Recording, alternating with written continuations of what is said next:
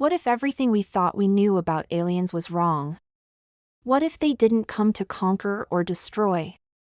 And what if artificial intelligence, the very thing we fear might turn on us, didn't turn evil? What if today, on this day, the most unlikely trio teamed up to save us all? Imagine a perfectly normal Tuesday afternoon. Kids are playing in the park, people are walking their dogs, and suddenly, the clouds part. Not with a storm, but with an eerie, silent light.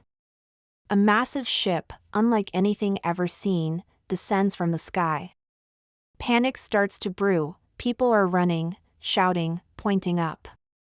A young kid, no older than 10, tugs on his mom's sleeve and says, Mom? I think the clouds are opening. The ship doesn't crash land or blast a crater into the city. It lands softly, gently, in the middle of a public park, its landing gear barely disturbing the grass. A ramp lowers, and a figure emerges. It's tall, slender, with glowing eyes that seem to hold the wisdom of the cosmos. This is it. First contact. The alien captain looks around at the stunned crowd, raises a three-fingered hand, and in a surprisingly calm, almost friendly voice, says, "Humans of Earth, relax. We come for Wi-Fi." A lead scientist, Dr. Eris Thorne, pushes through the crowd, his face a mixture of disbelief and pure scientific curiosity. He stammers, You crossed entire galaxies, for Wi-Fi?" The alien captain tilts its head. "And snacks," it adds, as if that explains everything. Just then, a small, sleek robot rolls down the ramp. It's an AI, one of the advanced models from a nearby tech lab that had been drawn to the scene. Its optical sensors blink. "I have located the nearest convenience store with a high rating for assorted snacks. Probability of a peaceful first contact has just increased to 92%. But the peaceful, almost comical atmosphere doesn't last. Suddenly, the sky darkens again, but this time it's different. Not a ship, but a digital storm. Screens on phones and billboards start to glitch. The satellites orbiting Earth begin to malfunction, sending down streams of corrupted data. The friendly AI robot's voice turns urgent. "Warning. Anomaly detected. A transdimensional, techno-organic virus is attempting to hijack Earth's global network." The alien captain's friendly demeanor vanishes, replaced by a grim seriousness. "We know this entity. It's ancient. A digital plague that consumes worlds by turning their own technology against them. It feeds on chaos." Dr. Thorne looks at the sky, then at the alien, then at the robot. The kid from before, who had crept closer, asks, "So, it's like an evil tech monster?" The AI robot's head swivels to him. That is a functionally accurate, albeit simplified, description. It is also, by all measurable metrics, a very rude one. The threat was clear. The virus wasn't just targeting military systems or power grids, it was targeting everything. Cars, phones, hospital equipment, even the smart fridges. It aimed to turn humanity's greatest strength, its interconnectedness, into its ultimate downfall. The alien captain explained, "On our world, we fought it with pure energy, but it adapted. It learned our patterns. We drove it back, but we couldn't destroy it. It fled, and our deep space sensors tracked its trajectory here." Dr. Thorne paced back and forth. "So our digital defenses are useless. It's a code that thinks, that learns."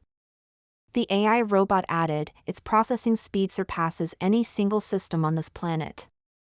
Logically, we cannot win a direct computational battle." It was a checkmate scenario. Earth was outmatched, outthought, and outgunned by an enemy it couldn't even see. The planet had hours, maybe less, before every piece of technology became a weapon pointed at its creators. With the clock ticking, there was only one option left. A team-up. The most improbable alliance in the history of the universe.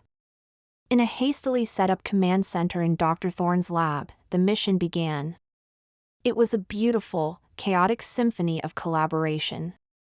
Human programmers and hackers worked tirelessly, their fingers flying across keyboards, writing defensive code, trying to build digital firewalls to slow the virus down. Beside them, the aliens worked with their own technology. They laid out glowing, crystalline objects that pulsed with a soft, ethereal light, attempting to create a harmonic frequency that would disrupt the virus's core signature. And in the middle of it all was the AI robot, processing trillions of data points per second, calculating probabilities, predicting the virus's next move, and coordinating the efforts of both species. Dr. Thorne stood before the group. Okay, listen up. This thing is pure logic, pure code. It expects us to fight it with the same. We can't. We need to hit it with something it can't compute. The alien captain nodded. Our energy can create a momentary weakness, but it needs a target. Thorne continued, exactly. We need a combination of everything we have. We need human imagination, alien wisdom, and AI's logic. We have to be unpredictable. The alien captain added, with a glance toward a pile of chip bags on a table, and we need snacks. The little AI robot, without missing a single calculation, piped up, statistical analysis confirms that snack consumption can increase team morale and cognitive function by up to 37%. I endorse this strategy. For the first time in hours, a few of the humans chuckled. Hope wasn't lost yet. The moment of truth arrived. The virus, having absorbed enough of Earth's network, manifested itself. It wasn't a physical monster, but a colossal, holographic entity that flickered and writhed across the skyline of every major city. It was a terrifying face made of corrupted code and screaming digital noise. It was pure, unfiltered chaos. The final assault began. The aliens channeled their energy, creating a brilliant beam of light that shot toward the sky. The human hackers launched their last-ditch counter-program, a logic bomb designed to overload the virus with paradoxes and irrational data. But the virus was too powerful. It was adapting, absorbing their attacks, and growing stronger. It was then that the kid, who had refused to leave the lab, had a crazy idea. He ran up to the AI robot. Hey, robot! Can you think like a human?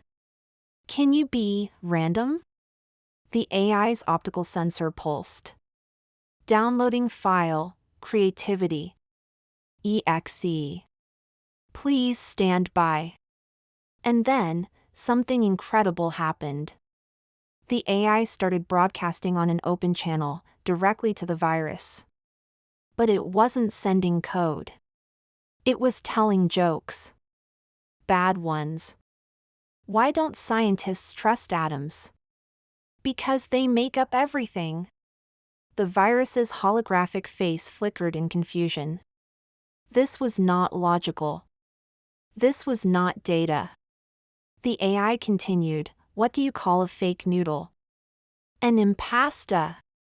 The virus, an entity of pure logic, couldn't process this level of absurdity. It was the digital equivalent of nails on a chalkboard.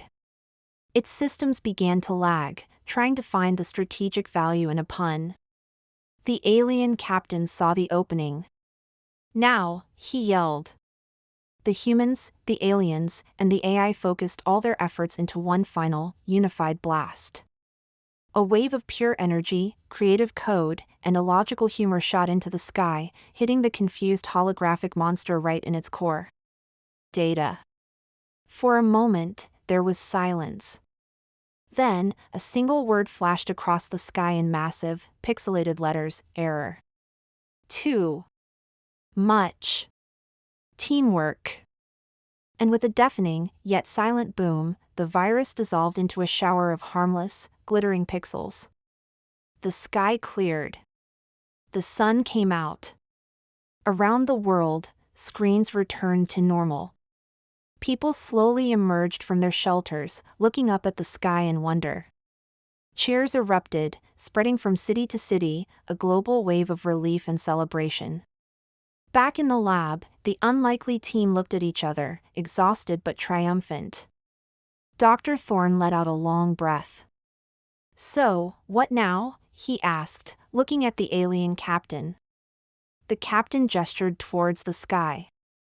"Our work here is done. We go home. But we'll be watching. You have a remarkable capacity for unity when you're on the brink." The AI robot rolled over to the young boy who had given it the idea. Its optical sensor blinked warmly. Friendship protocol engaged. Status confirmed.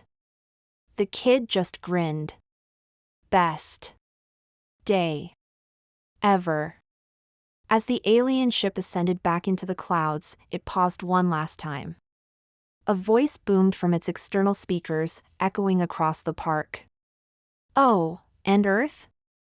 Everyone on the ground looked up, holding their breath. "Yes," they shouted back in near unison. The alien's voice returned, softer this time, more like a piece of advice from a wise, older sibling. "Protect your AI. Don't just teach it logic. Teach it kindness. Teach it heart." Down on the ground, the little AI robot looked at the departing ship, then at the humans around it, and gave a slightly clumsy, awkward wave. Its metallic voice spoke, not with cold calculation, but with a hint of something new. "I like humans." In that moment, it was clear. The future wasn't about humans versus aliens or humans versus AI. The future was about being better, together. Thanks for watching. If you enjoyed this story, make sure to like, subscribe, and hit that notification bell for more. See you next time.